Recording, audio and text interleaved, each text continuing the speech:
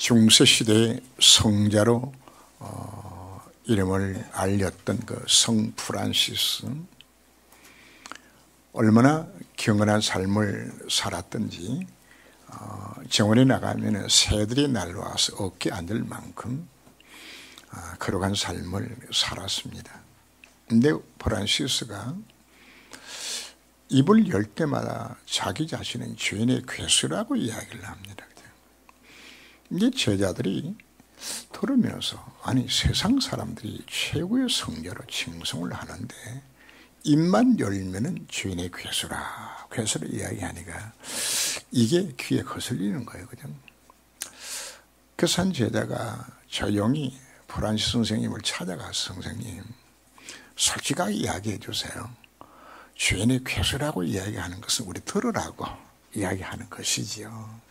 그랬더니 프란시스가 정색을 하면서 말을 합니다. 아닐세.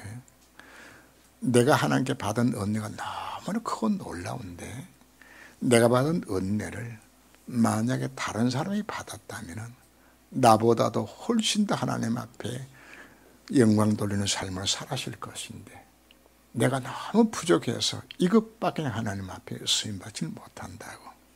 내가 죄인의 괴수라고. 그리고 고백했던 이야기를 듣게 됩니다. 수많은 사람이 자기 자신의 경건을 포장을 합니다. 이걸 두고 예수는 바로 외식이라는 단어를 사용하셨죠. 그죠? 구제도 남부라고, 기도도 남들으라고, 금식도 남보라고, 외식을 하지 말라고 우리에게 요구를 합니다. 자, 왜 외식할까요? 하나님으로 충분하지 못하기 때문에, 실제로는 복음을 누리지 못하기 때문에 외식을 하는 겁니다. 그래서 자기 자신의 영적 상태를 돌아보라고 우리에게 말씀하고 있는 겁니다. 우리가 하나님 한 분만으로 만족하고 복음을 누리고 있으면 외식할 이유 자체가 없는 겁니다. 내가 정말 구원의 확신을 내가 갖고 있다면, 내가 기도하면 반드시 응답하신다는 확신이 정말 있다면, 나의 갈 길을 바로 그분이 인도하심을 받는다는 이 확신이 내게 정말 있다면, 사죄의 확신이 정말 있다면, 승리의 확신이 있다 그러면 우리는 염려할 필요도 없고 잔머리 굴 이유 자체도 없어요. 외식할 이유 자체도 없는 겁니다. 사실 우리가 자기 자신의 영적 상태는 본인이 알고 있잖아요. 우리가 복음을 누리지 못하게 되지만 결국은 뭐 하는 것인가? 자기 자신의 경건함을 외식으로 나타내게 되는 겁니다. 오늘 비판하지 말라는 제목으로 우리 메시지를 나누게 되는데, 왜 남을 비판하는 것인가? 비판하는 것도 또 다른 외식입니다. 그래서 오늘 7장 5절 말씀 보면은, 외식하는 자여 먼저 네 눈 속에 들보를 빼어라. 그 후에 밝히 보고 형제 눈 속에 티를 빼리라고 말씀합니다. 예수는 다른 사람을 비판한 그 해는 그걸 두고서 바로 네 속에 들어있는 열등의식을 감추기 위한 외식이라고 예수는 말씀하고 있는 겁니다. 제가 어릴 때 불렀던 노래가 있어요. 뒷집에 뭘 하더냐, 돼지풀알 삶더라. 그냥 좀 주더냐, 안 주더라, 찌리는 아들아, 꾸리는 아들아. 그냥 우리 이런 노래를 우리 불렀어요. 그냥 고기가 귀한 시절인데 삶는 고기를 좀 나눠주면 좀 좋겠는데 안 주거든요. 그러니까 못 먹으니까 벨이 틀려가지고 뭐라고 이야기합니까? 찌리는 나고 꾸룩내 난다고. 그죠? 우리는 습관적으로 다른 사람을 낮춰서 말하거나 상대방 허물을 덜치워서 말하기가 쉽습니다. 우리는 다른 사람의 말이나 행동을 두고서 비판하는 이런 일들이 우리에게 많이 있어요. 왜 그런 것인가? 바로 그 사람 속에는 열등의식 속에 나오는 하나의 상처들입니다. 왜 다른 사람을 낮추고 비판할까요? 나는 저 사람보다는 괜찮은 사람이야, 나는 쓸모있는 사람이 하는 부분들을 나타내기 위한 외식인 것입니다. 사실은 이 비판하는 사람들의 마음 속 중심은 어떤 것, 사실 허한 겁니다. 이건 우리가 치유받아야 될 영적 상태가 되는 겁니다.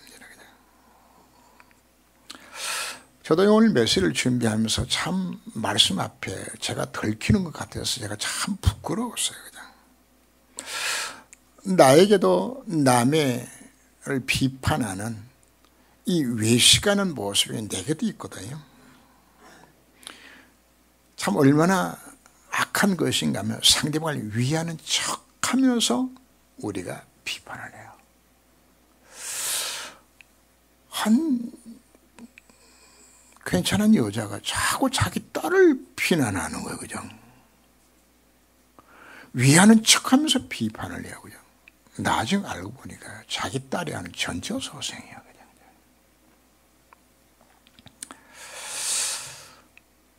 남을 비판하는 모습을 제가 제 속 일어나는 모습을 보면서 야, 목사 너도 참 속물이구나 하는 생각이 제게도 들어가져요. 그런데 제가 복음 누리면서 참 많이 제 자신을 볼 때 치유됐다는 생각을 갖습니다. 복음은 모든 문제의 해답입니다. 오늘 메시지를 들으면서 오늘 우리는 내 자신의 영적 상태를 점검하면서 이제는 이 외식에서 비판의 영에서 우리가 해방을 받아야 되는 겁니다. 비판을 받지 아니하려거든 비판하지 말라 이야기합니다. 왜 다른 사람을 우리가 비판할까요? 바로 창세기 3장의 결과로 우리에게 주어진 겁니다. 자, 비판의 정신을 마귀가 우리한테 심어놓은 거거든요. 하나님이 너희들로 하여금 동산의 모든 실과를 먹지 말라고 하더니 하면서, 그리고는 뭐라고 이야기합니까? 너희들로 하여금 선악과를 먹지 말라 하는 것은 너희들이 하나님한테는 될까 싶어서 먹지 말라고 한 것이야 하면서 비판의 영을 불러넣어서 범죄하게 만들었어요. 그래서 우리 속에 주어진 이 죄성의 밑바닥 속에 가장 무서운 것이 들어있는 것이 바로 무엇인가? 바로 남을 비판하는 영이 우리 속에 들어있는 것입니다. 이 죄성이 바로 인간관계를 파괴시키고 전도자 삶을 살지 못하도록 망가뜨린 것이 바로 뭔가? 비판의 영입니다. 우리는 상대방의 장점보다도 단점이 눈에 잘 보여요. 그리고는 굉장히 우리가 율법적입니다. 상대방을 우리가 정죄하면서 상대방의 눈에는 뭐가 보인다고요? 조그마한 티가 거기에 보인다고 이야기하는 겁니다. 그죠? 근데 남을 비판하는 사람의 특징들이 어떤 것인가?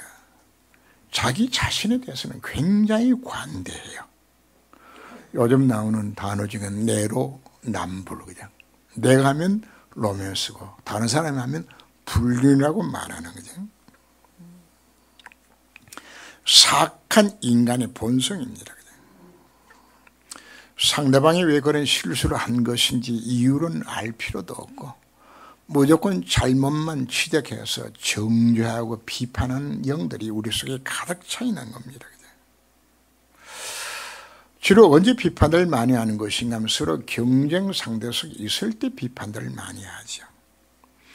요즘 정치판을 보세요. 그냥 상대방의 약점을 그냥 물어뜯어서 어때는 또 꼭 하이에나 같아. 그냥 비판한 영들이 얼마나 가득한 것인지. 그냥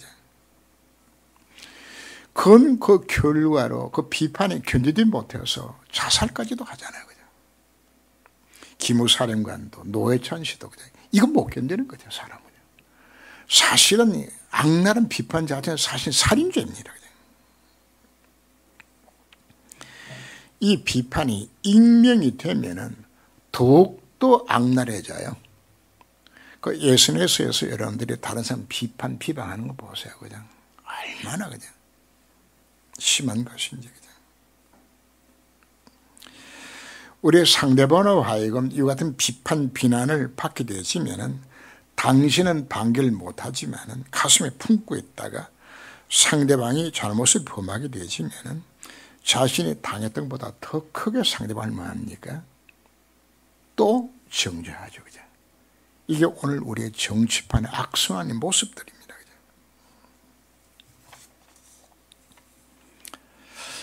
문연히 이와 같은 일들이 불신자들에게만 있으면 좋겠는데 성도들도 복음을 누리지 못하게 되면 우리도 똑같이 다른 사람들을 비판하고 정죄하게 됩니다. 잠언 11장 13절 보면 두루 다니며 그 남의 말 한담하는 자는 남의 비밀을 누설하나 마음이 신실한 자는 그런 걸 숨긴다고.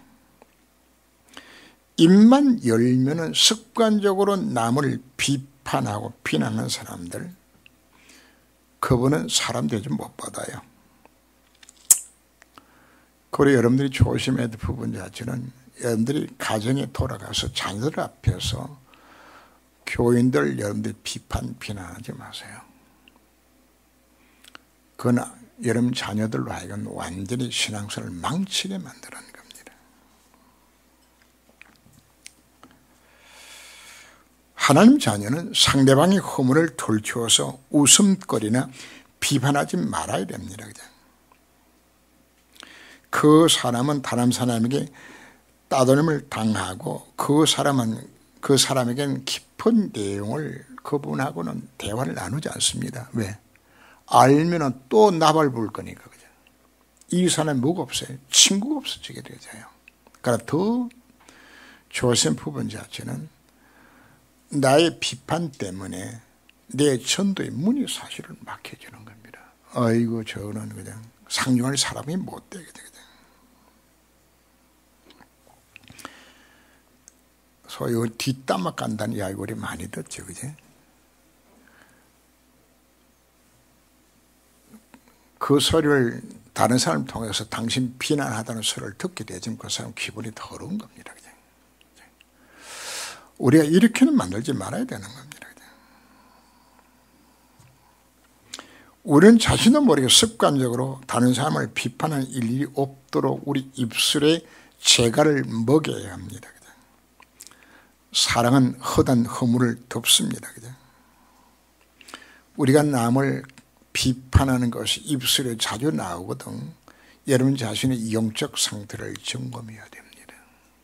아하, 내가 형편없는 속물이구나. 그죠?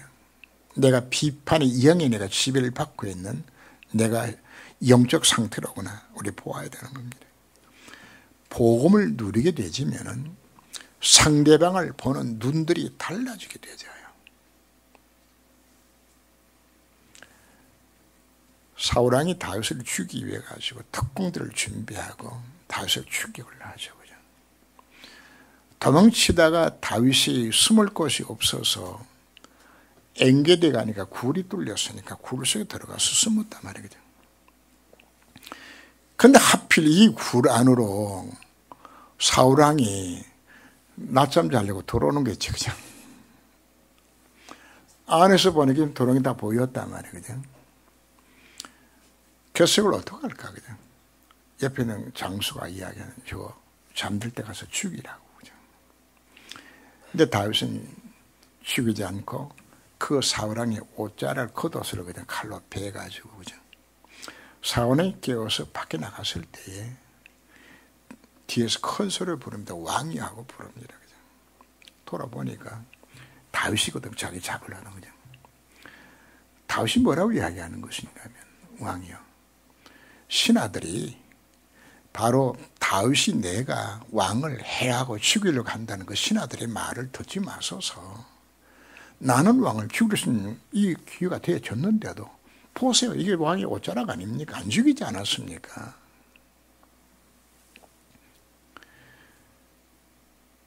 지금 신하들이 나를 비판한 그 말을 듣고서 당신이 나를 죽이려고 하지만 나는 당신에게 이를 선을 베풀었다고. 이 말을 듣고서 이 사울왕이 너무 감동이 돼가지고 울면서 그냥, 야, 나는 너에게 이렇게 죽이려고 하는데 너는 나를 살려주었구나. 그냥 여호와께서 너에게 선으로 갚으시길 원한다고 복귀를 주고 가요. 그냥 우리가 정죄하지 않고 악을 악으로 갚지 아니하고 악을 선으로 갚는 자가 되었을 때 이게 상대방을 사실 변화시키는 겁니다. 우리가 왜 전도가 안 되질까요? 우리의 삶 자체가 정말 비판하지 아니하고 선으로 덮어준다 그러면은 그것 자체가 바로 뭐가 되는 것인가? 전도의 문들이 다 열려지게 되는 겁니다.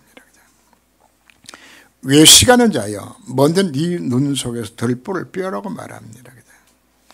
들보는 다 아시죠?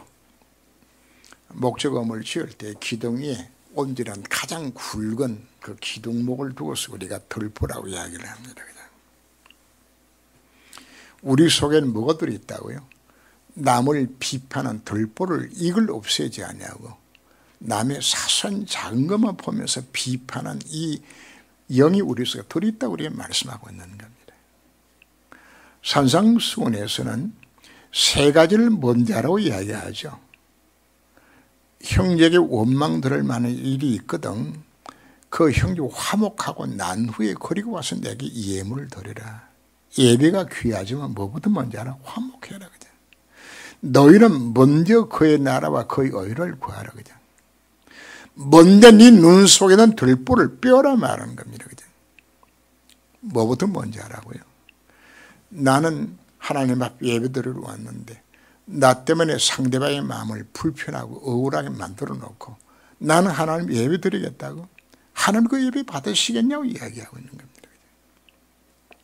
나의 관심은 그의 나라와 그의는 전혀 관심이 없고 어떻게 하면 내 가정 잘 되고 내 돈 벌고 내가 건강하고 그냥 교회 와서 예배드리는 목적 자체도 내가 잘 되는 거라 그냥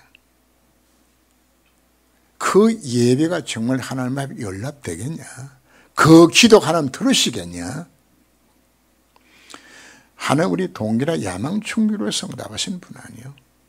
그의 나라와 그의 의가 정말 내 마음에 소원이 되면은 하나님이 구하지 안 해도 주신다 약속하고 있죠. 그죠? 그리고 뭐부터 먼저 하라고요? 남을 비판하기 이전에 네 속에 들어있는 그 비판하는 그 영을 네 영적 상태 먼저 치유하라고 우리가 말씀하고 있는 겁니다. 남을 정죄하는 그 외식한 바리새인을 두고서 예수님께서는 마태복음 24장 25절 보면 화 있을지니 외식하는 서기관과 바리새인들이요 장과 대접에 겉은 깨끗하되 그 안에는 탐욕과 방탕으로 가득하도다. 그죠? 사실 바리새인의 속 중심은 어떤 것인가? 과부의 가선을 탈취하고 거짓 행하는 거죠. 속에는 돈을 더 좋아하게 되지는 누가복음 16장 14절 보면은 바리새인 보고 돈을 좋아하는 놈들이라고 이야기합니다. 마태복음 24장 3절 보면은 그들은 말만 하고 행하지 아니하며 또 묵은 짐을 묻고 사람의 어깨에 지우되 자기는 이것을 한 손가락으로도 움직이려 하지 아니하고 그죠? 자기는 안 행해요. 그러면서 뭐만 한다고요? 남 비판만 하는 것이에요. 그죠? 왜 바로 서기관들이 남을 비판할까요? 자기 의로움을 나타내기 위한 100% 외식인 겁니다. 예수님 시작하는 것은 그 비판하는 그 상태가 되어 있는 그 영적 상태, 그 들보를 빼는 것이 더 중요하다고 지금 말씀하고 있는 겁니다. 바른 서기관들 성경이 굉장히 욕을 많이 하죠. 그러나 만약에 오늘 한국 교회에 바로 구약 시대에 있었던 서기관 바리새인 사람이 교회에 앉았다 그러면은 가장 경건하고 가장 예수 잘 믿는 사람으로 보여지는 사람입니다. 바로 당시에 존경받는 대표적인 신앙인들입니다. 그런데 왜 이들이 외식한다는 비판을 왜 받는 것인가? 이들은 바로 율법주의자들입니다. 예수 믿어서 구원받는 것이 아니라 자기 자신의 열심과 노력으로 율법적 행함으로 구원받는다고 생각하는 자들입니다. 하나님의 은혜가 필요 없고 예수 그리스도가 필요 없는 자들입니다. 이들이 아무리 경건하게 산다 할지라도 그것 갖고는 창세 3대 문제가 사실 해결되지 않거든요. 그래서 속에 뭐가 없는 것이가 참 행복도 참 평안도 이들에게 없어요. 이걸 뭐로 감추는 것인가? 외식을 감추어야 되는 겁니다. 많은 사람들 앞에서 존경받는 최고의 종교인들입니다. 근데 사실 마음은 편치 않거든요. 한마디로 침묵할 자신도 없어요. 그러니까 뭘 나타내야 되는 것인가? 이걸 남을 비판함으로 인하여서 자기 의의를 나타내야만 스스로가 견딜 수 있는 이 상태란 말이거든요. 이거 얼마나 심각한 상태거든요. 그래서 다른 사람을 비판한 것을 통해서 자기 자신의 경을 포장을 해야 되잖아요. 불쌍한 사람인 것입니다. 예수님께서 말씀합니다. 남의 눈에 티를 보지 말고 네 눈 속에 들어있는 그 비판의 영, 네 영적 상태를 그걸 바꾸라고 말씀하고 있는 겁니다. 우리 예수 믿고 중직자가 되었다 할지라도 실제로 우리가 복음을 누리지 못하면 정말 우리 속에 복음을 향한 확신이 내게 없다 그러면은 내 속에 여전히 뭐가 남아있나요? 들보가 남아있는 겁니다. 그래서 자연스레 나도 모르게 가정에서나 직장에서나 친구를 만나도 우리가 다른 사람을 비판하게 되지는 겁니다. 복음을 우리가 사실 누리지 못하게 되면은 외식하는 들보가 뽑혀지지를 않아요. 그래서 오늘 말씀을 통해서 우리는 내 자신의 영적 상태를 우리 오늘 점검을 해야 하는 겁니다. 그 후에 밝히 보고 형제 눈 속에 티를 빼리라. 형제의 눈에 티도 우리가 뺄 수 있어야 합니다. 우리가 비판하지 말라 했기 때문에 그런 다른 사람의 범죄도 망하는 길로 가도 그것 때문에 조직에 교회에 큰 문제가 생겨나도 비판하지 말아야 될 것인가? 해야 합니다. 성경은 비판으로 가득해요. 구약 성경에 하나님이 이스라엘 백성을 정죄가 비판한 내용으로 가득 차 있어요. 예수님도 비판은 정죄했잖아요. 심지어 사도 바울도 베드로가 외식했을 때에 면전에서 비판했어요. 그죠? 그럴 수 있느냐고요. 올바른 비판은 사실 필요합니다. 국가 정책이 잘못되었으면 당연히 비판을 해야죠. 조선시대도 보면은 그 사간원이란 비판하는 것만 하는 그 부서가 있어요. 그 왕이 하는 일들이 틀렸으면은 반드시 비판해야 됩니다. 어떨 때는 왕이 화가 나가지고 자기 뜻과 맞지 않는다고 귀양을 보내도 이들은 생명 걸고 마는 겁니까? 비판합니다. 왜? 나라를 살려야 되니까. 근데 비판받으면 기분 좋은 사람은 사실은 없어요. 그러나 꼭 필요한 부분이 해야 될 부분들이거든요. 문제는 비판의 순수성입니다. 지금 우리나라 여당과 야당이 서로 비판하는 것은 속에 뭐가 들어있죠? 상을 비판하고 짓눌러야 다음 선거 때 우리 당이 올라가겠다는 거죠. 악한 동기를 갖고 서로 비판하는 거죠. 우리가 필요하다면 우리가 개인이나 우리 조직에서 올바른 비판들은 해야 되지는데 정말 그 형제를 사랑하는 마음으로 조직을 사랑하는 마음으로 우리는 기도하면서 비판을 해야 되지는데 저도 참 이게 힘들더라고요. 자칫 잘못하면 설교 메시지도 뭐로 듣기가 쉬운가요? 비판으로 연달아 듣기가 쉬워져요. 목사가 나를 까는구나. 이러면 여러분들이 실패하는 겁니다. 그래서 여러분들이 매수 들을 때마다 목사하는 말로 듣지 말고 하나님이 내게 말씀하시는 것이구나. 우리의 생각을 우리가 바꿔나가야 하는 겁니다. 그러나 우리는 다른 사람을 비판하고 헤아리는 것보다도 상대방의 장점을 찾아서 칭찬하는 것이 훨씬 더 성경적입니다. 누구든지 다 장점은 있어요. 상대방의 잘못이나 부족함을 지적하는 것보다도 장점이나 자랑으로 칭찬하게 되지면은 훨씬 더 바꿔주는 것이 성적이 빨라져요. 쉽게 여러분들이 가까운 사람들을 여러분들이 비판하기 참 쉽죠. 아내가 남편을 비판하고 남편이 또 아내를 또 부모가 자식들을 친구를 가가 또 허물이 없다고 해가지고 너무 쉽게 우리가 비판하고 비난하는 경우도 우리 있거든요. 그거 하지 마세요.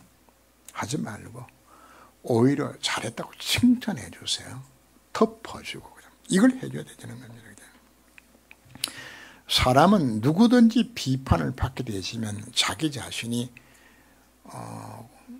방어적이 되어지고 비판을 딱 받게 되어지면 뭐합니까? 변명을 하게 되시죠. 그죠? 그러면 인간관계들이 자꾸만 무너지게 되지는 겁니다. 그죠?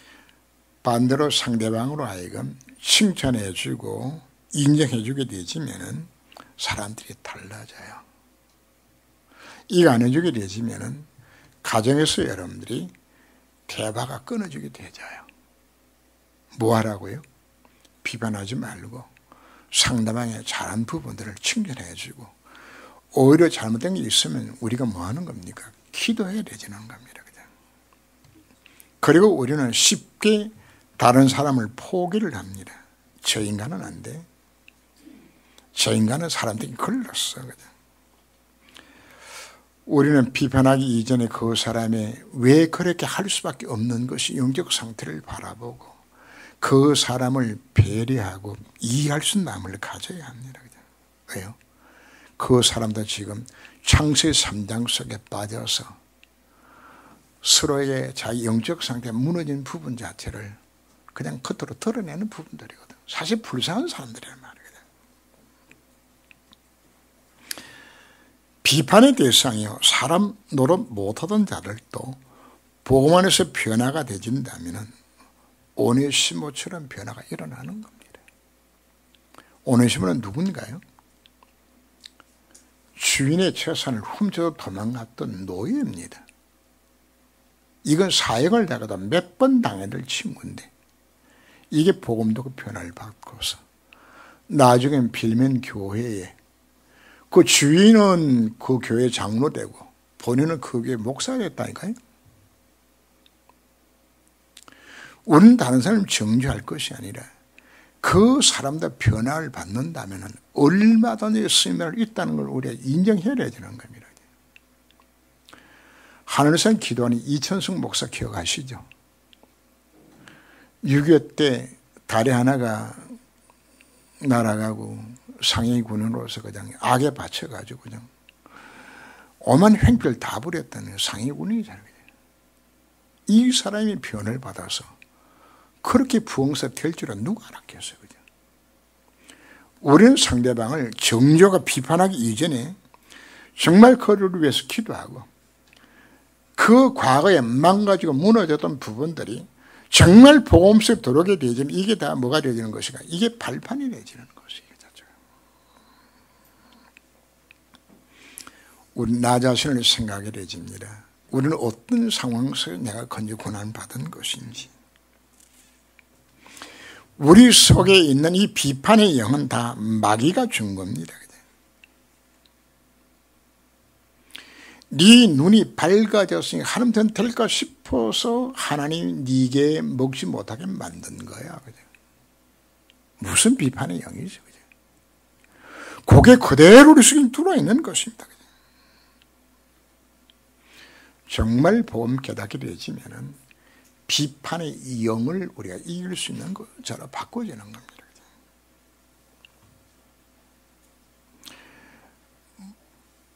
이스라엘 백성들이 광야길 걸어가면서 금송아지 사건으로 하나님이 이스라엘 백성을 다 죽이기로 작정하셨어요. 그때 모세가 하나님 앞에 중보 기도를 합니다. 하나님. 차라리 하나님, 내가 지옥 가는 한이 있을지라도 이 백성 건져 구원해 달라고. 사람이 정죄하지 않고 바꿔주게 되자요. 요셉은 어떻게 했나요? 자기를 종신노예로 팔아먹었던 그 형들, 그죠? 비판했나요? 형님들이 나를 팔아도 근심하지 마소서. 형님들이 나를 판 것이 아니고 하나님이 우리 가정 구원하시려고 나를, 형들의 손을 통해서 나를 먼저 애굽에 보낸 겁니다. 복음 누리면 뭐가 달라진다고요? 생각 자체가 달라지는 것이란 말이에요. 다윗이 사울왕을 어떻게 용서할 수 있는가요? 얼마든지 비판을 있었지만 비판 안 해요. 왜요? 복음 듣는 사람이 이렇게 바꿔주는 것입니다. 그럼 우리가 어떻게 비판에 영해서 우리가 잘 어울릴 수 있는 것인가? 우리가 복음 누림 속에 들어가는 겁니다. 예수는 그리스도입니다. 내 비판의 영의 문제를 해결하신 분이 바로 누굽니까? 바로 그리스도입니다. 남을 정죄하는 정죄의 영을 누가 해결하셨습니까? 그분이 해결하시는 겁니다. 정말 내가 복음 누림 속에 들어가게 되었을 때에 바로 내 속에 하나님의 나라가 임하게 되는 겁니다. 비판의 영이 이것이 무너지는 겁니다. 하나님 나라가 나를 통해서 상대방의 마음속에 비판의 영을 무너뜨리고 오히려 그로 하여금 예수 믿게 만드는 하나님 나라에 임하게 되는 겁니다. 내가 정말 복음 누림 속에 들어가게 되진다면 성령 역사를 통해서 이와 같은 일들이 일어날 것을 약속하고 있는 것입니다. 그 다음 우리가 뭐 해야 될 것인가? 오늘 메시지 우리 가슴에 품고 하나님, 내 속에 있는 들보는 깨닫지 못하고 내가 남의 티를 뽑으려고 했던 이 비판의 영들이, 정죄의 영들이 나를 사로잡고 있었습니다. 하나님, 나는 안 됩니다. 내 힘을 할 수 없습니다. 주님, 내 마음속에 들어오셔서 나로 하여금 비판의 영에서 해방받도록 나를 지켜달라고. 정말 이 언약의 말씀 붙들고 뭐하는 이야기입니까? 간절히 기도하세요. 왜 여러분들이 가족 간의 관계가 무너지고 있나요? 왜 인간관계가 왜 무너지고 있나요? 왜 성도의 관계가 왜 무너지는 것인가요? 사실은 내 속에 들어있는 무슨 비판의 영들이 여러분들의 가정을 파괴시키는 겁니다. 이것 때문에 사실 이혼도 하는 겁니다. 이것 때문에 전도의 문이 사실 막혀지고 있는 부분들입니다. 혹시 부부간의 갈등들 하고 있습니까? 사실 내 속에 뭐가 들어있다고요? 비판의 영이 그렇게 만들어 놓은 것이란 말이에요. 오늘 우리 말씀 우리 마음에 담아야 합니다. 이게 얼마나 중요한 것인가 하면 여러분들이 사회생활을 하면서 그 사람이 사회에 실패하고 성공하는 것도 여기서 나옵니다. 남을 쉽게 비판하고 정죄한 이것 때문에 인간관계 사실 무너져서 축복의 통로 자랄 다 막아버렸다고 말이거든요. 이게 여러분들은 전도 문을 다 막아놓은 것이라고 말이거든요. 그래서 이 사실 우리가 마음에 담고서 하나님 앞 정말 기도하면서 하나님, 나는 안 됩니다. 하나님, 주의 성 역사로 나로 하여금 내 속에 이 들보를 뽑아주시고 비판에 의해서 해방을 받아서 정말 복음 안에서 이제는 상대방을 다 수용하고 용납할 수 있는 사람은 나를 바꿔주셔서 내 가정이 새롭게 변화를 받고 나를 통해서 놀란 복음을 일어날 수 있는 것에 서임 받도록 주님이 나를 이 정죄의 영에서 비판의 영에서 나를 해방시켜 주옵소서. 성령이 연되시길 주 이름으로 축원합니다. 기도합니다. 주님. 우리는 창세기 3장의 결과로 남을 정죄하는 비판의 영의 지배를 받는, 나도 모르게 남을 비판해왔던 우리의 모습들입니다. 이제는 우리의 비판하기 앞서서 우리는 내 자신 속에 들어있는 이 비판의 영들, 정죄의 영들, 이 들보를 뽑게 하여 주옵시고, 이제는 오히려 상대방을 이해하고 그 허물을 덮으며 상대방을 칭찬하고 여기서 해방받을 수 있도록 주님이 저를 권고하여 주옵소서. 그다음에 내가 가졌던 이 비판의 영들 때문에 내 가정이 무너졌고 내 친구가 교회 안에서, 내 직장에서, 내 사업장에서 축복의 문들이 이것 때문에 막혔다는 사실을 우리가 깨닫고, 이제는 이 비판의 해방을 받아 이제 복음 누리면서 이 복음의 증인으로 살 수 있게 하여 주옵시며, 가는 곳곳마다 하나님의 나라가 임하게 되지는 증인의 삶을 살아갈 수 있도록 우리들로 하여금 이 영에서 해방받도록 주님이 저를 권고하여 주옵소서. 주 예수님으로 기도합니다. 아멘.